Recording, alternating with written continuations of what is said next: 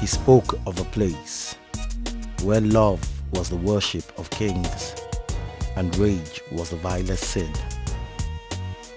In this land, he traveled on the saddled back of unicorns crowned with silver horns, and the Pegasus whose hooves were gilded with gold and amber shoes, and of sands whiter than seashells, of the stars that glittered like diamonds on dark and moonless nights. He spoke of the kingdom where love was a god and lovers were saints, and nightingales composed serenades to bring back the souls of the undead from the depths of the hour of pain to the mirth of the garden of olive trees and breeze, in which Aphrodite made an haven from the labyrinths that made sour the desires in Cupid's grove.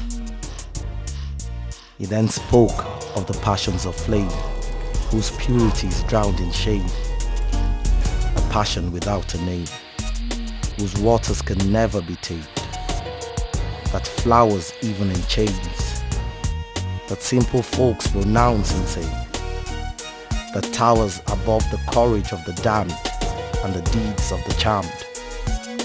He found that blood is thicker than water, and love is stronger than blood, and virgins could be unchaste, and in a brothel could lead the heart of saints. He spoke of the rich fool that sought to buy honor, and the poor fool that begged for honor. He spoke of virgins, he spoke of saints, in both a passion reigns. He spoke of the evil of cages. Then he spoke of the reason for bonds and bridges, and of vows that shackles the essence of souls. Love for love's sake or love for sale. Love for love's sake or love for grace. If concealed time shall reveal love's rage, speak not the dialect of snakes, not even for love's sake. For it is only in suicide love avenges itself. If killed before its time, it dies forever, never to again smile. It dies forever. It does not fight for life, and only in death can it find rebirth, the sunny side of a poisonous suicide. Then he spoke of a solemn garden of dark and comely lips that sang hosannas and psalms and lived for the eclipse of dawns. For the day returns, escorted by the temper of storms, and the red birds of paradise, with the proudest hue of beaks, that all the days of their lives are humbled by the mangrove swamp.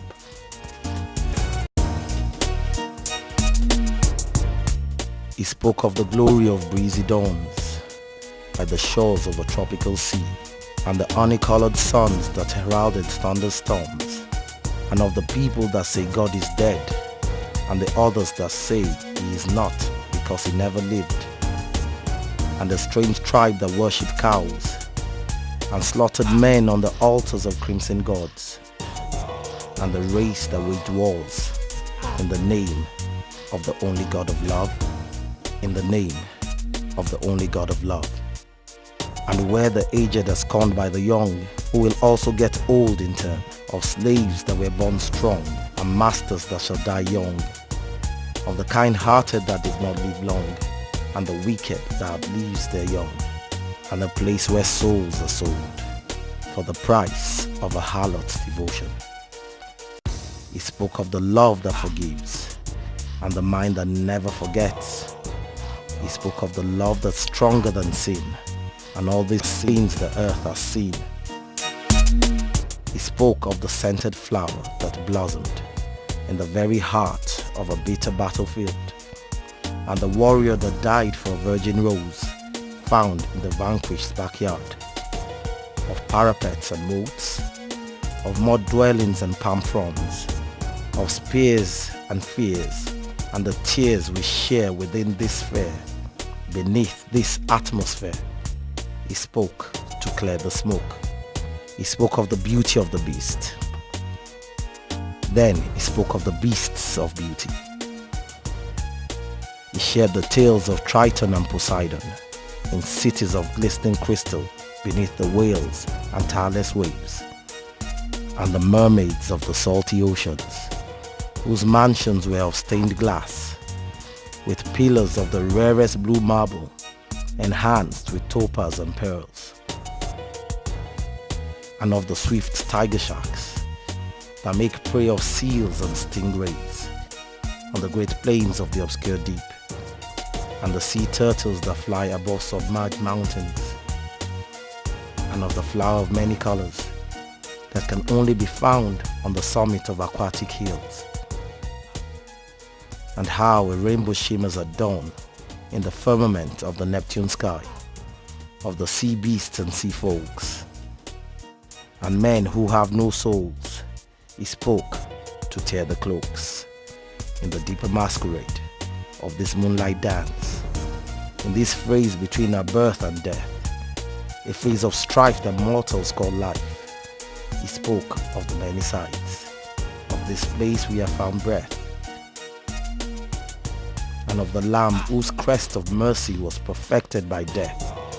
He spoke of the moment of doves, the paradise of the Creator's rest.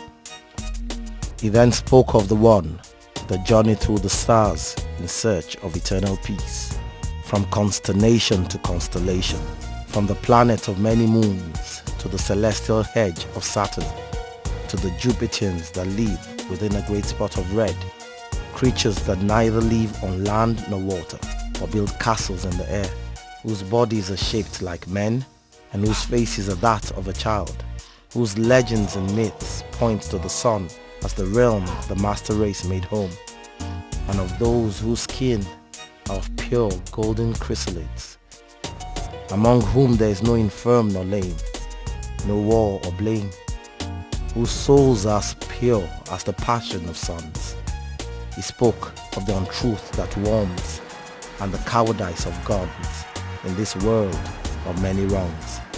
From outer space to cyberspace, there is nowhere to hide or run, to conceal the truth of thorns, the truth that stuns.